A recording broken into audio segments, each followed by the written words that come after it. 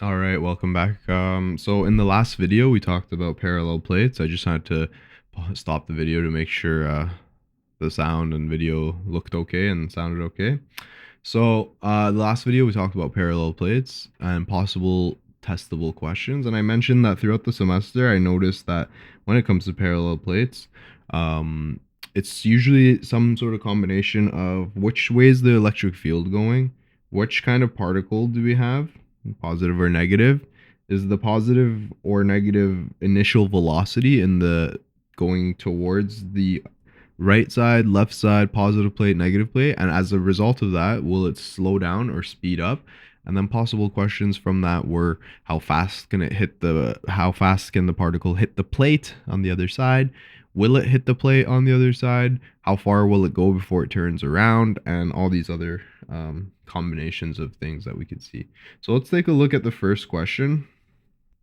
It says here, a set of parallel plates is charged with a battery. When a voltmeter, sorry about the typo, when a voltmeter is hooked up to the plates as shown, the meter reads negative 15 volts.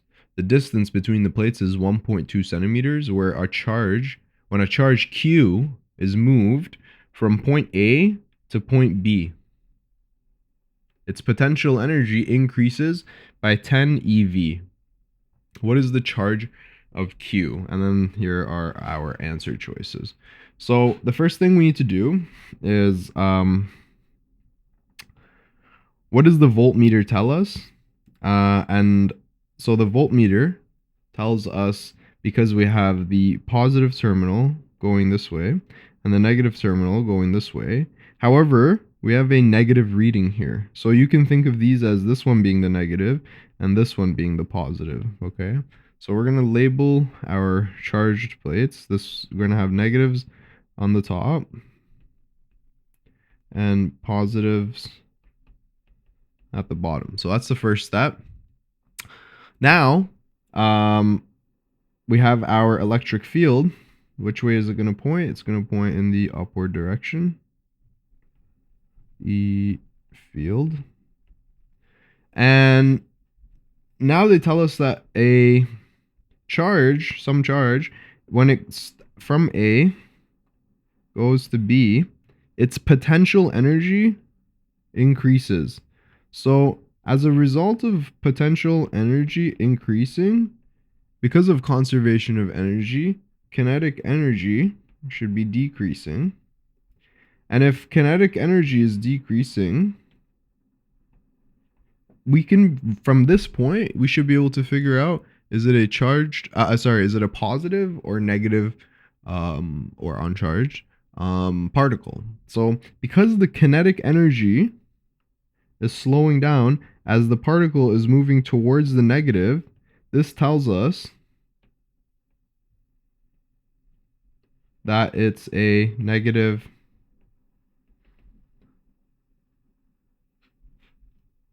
right?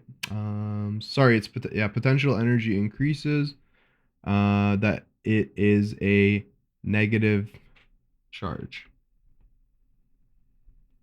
Okay, so potential energy is increasing, kinetic energy is decreasing, and then because its kinetic energy is decreasing as it's going towards the negative plate, we know that it's going to be a negative. Now, the next thing is, we know that delta V is equal to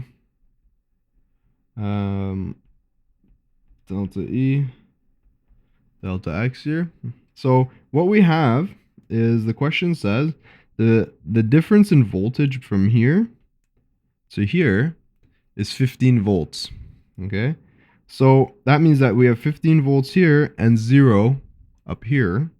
So the distance means that because it's a uniform field, it should drop with respect to the distance. So the distance between them is 1.2 centimeters here. And our voltage difference is 15 volts. We can also do it like this. So we have 15 volts. So because the charge is moving from point A to point B, but in the figure, we know that the difference here is d over 3. So 1/3. So if we can say that 15 volts difference for all of D.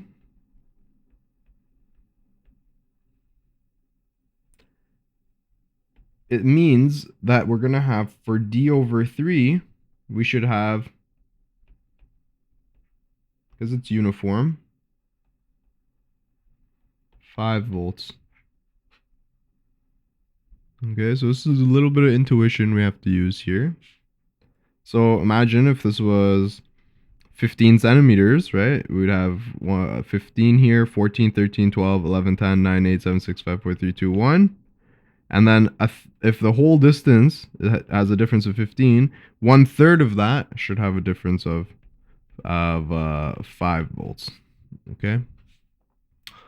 So from here, we can go to the next step. We know that the change in potential energy is going to be Q times the change in potential. And then here on we have 10 EV, which is how much it gained, Q. And its final position, the potential at its final destination versus its initial position. And then we can plug in 10 here. Go here. So 10 EV is equal to Q. And then the difference here, right? We said it should be 5 volts. It's 5 volts, but remember, it's decreasing as we're going up. Because as we get to the negative side, there should be 0 here and 15 here. So it's decreasing, going in that direction. So this is going to be negative 5 volts. And Q is going to be equal to E. Okay. All right. So that's that question, and let's move on to another one that I think is a good example. So we have here an electron. I'm just going to make this a bit smaller. An electron has 12 eV kinetic energy at the right plate. How far can it go before turning around? So here, what do we have? We have the electric field, first of all, is pointing in the left direction. And then we know that delta V is equal to negative E delta X here. So E, the change is going to be negative delta V, so negative 20, divided by 10 centimeters. So we get 2 volts per centimeter. Now the important thing here, and this is an important thing that you'll be able to conceptualize this, again, we know that we have 20 volts there and 0 volts there, and all we did is we said that there's 10 centimeters difference between them. So every centimeter, the next centimeter should be 18 volts, 16, 14, 14, then 12, 10, 8, so on and so forth. So for every centimeter, we're going to go down by 2 volts. Okay, so it should be negative. We're going to drop by 2 volts for every centimeter. And again, that makes sense. So we know that the KE, now this part is very important. It's not explicitly written in the question, but when they say here, how far can it travel before turning around, they're telling you implicitly here that KE final is going to be equal to 0 EV. Because before something can turn around, its velocity final is 0 meters per second. And remember that kinetic energy is 1/2 mv squared. So this velocity here plays a really important role. Okay, so if the velocity is 0, aka before something turns around, that means the kinetic energy final is 0. This step here is super duper important, and will probably be the reason that a lot of students would get this question incorrect. It's very important that you are able to take away things that are not explicitly said within the question. So we have 0 EV here. Oops, sorry. We have 0 EV. And for the initial, the question gives it 12 EV. And then next, we know that conservation of energy.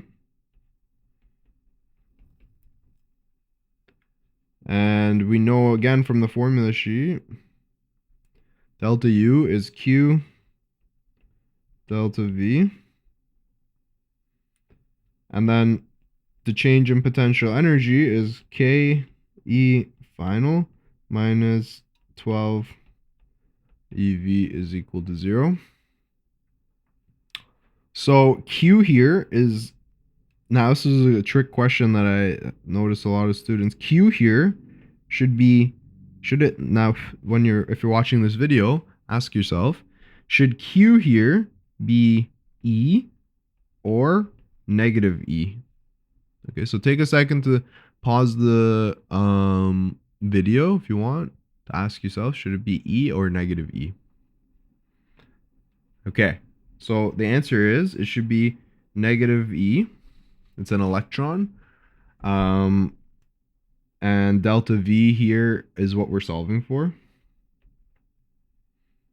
Because we want to know if we can, once we find delta V, we can find how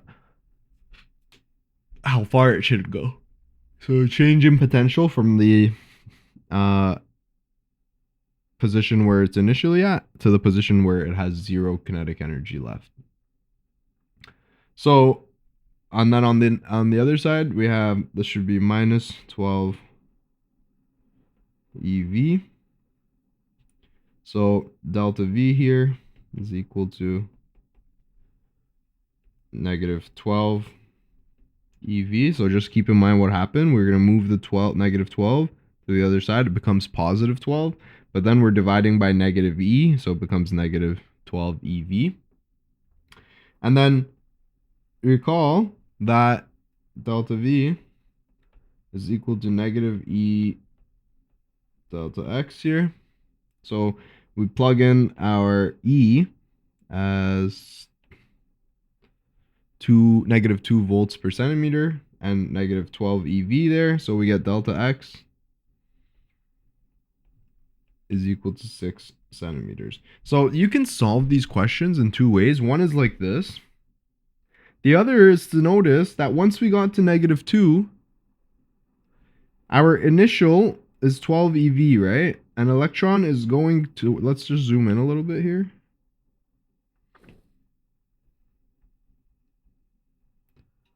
Look at, okay, so an electron is going towards the negative plate. So it's losing speed. We know that it's going to be losing 2 electron volts, because it's an electron, 2 electron volts every centimeter. So first centimeter, it's going to go from 12 to 10, then to 8, then to 6, 4, and then after 6 centimeters, it's going to get to 0 EV. And that's how we can solve it as well. Okay, so you can use it in intuition, or you can use your solve it out fully. Okay, that's all for the parallel plate questions that I had in mind. And my Apple Pencil is running out of battery, so I'm gonna stop the video here, and we'll pick it up in the next one where we will be talking about the photoelectric effect.